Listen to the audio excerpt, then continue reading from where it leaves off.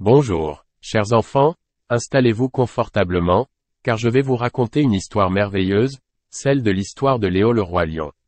Il était une fois, dans la vaste et majestueuse savane africaine, un petit lion nommé Léo.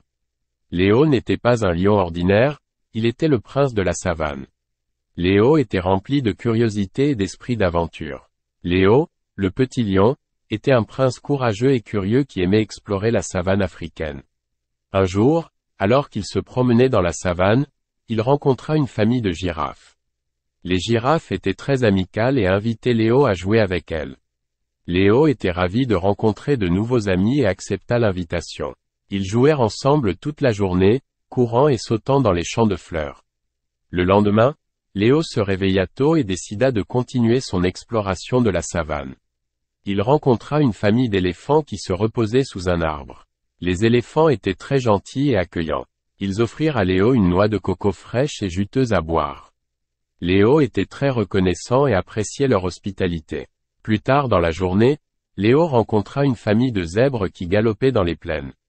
Les zèbres étaient très rapides et agiles. Léo était fasciné par leur beauté et leur grâce. Les zèbres lui apprirent à galoper et à sauter comme eux. Léo était très heureux d'avoir appris quelque chose de nouveau. Le soir venu, Léo était fatigué mais heureux. Il avait rencontré de nouveaux amis et appris de nouvelles choses. Il se coucha sous un arbre et s'endormit en rêvant de toutes les aventures qu'il avait vécues.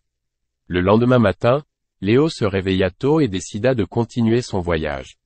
Il traversa des rivières, grimpa des montagnes et traversa des forêts denses.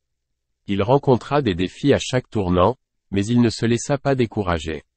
Finalement, après un long et périlleux voyage, Léo arriva à la terre des rois.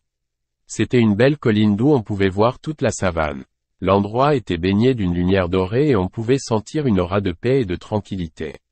Là, Léo réalisa que la terre des rois n'était pas un lieu physique, mais un état d'esprit.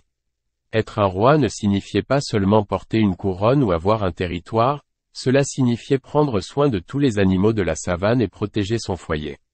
Avec cette réalisation, Léo retourna chez lui, fier de tout ce qu'il avait accompli. Et ainsi, Léo grandit pour devenir un roi sage et aimé de tous.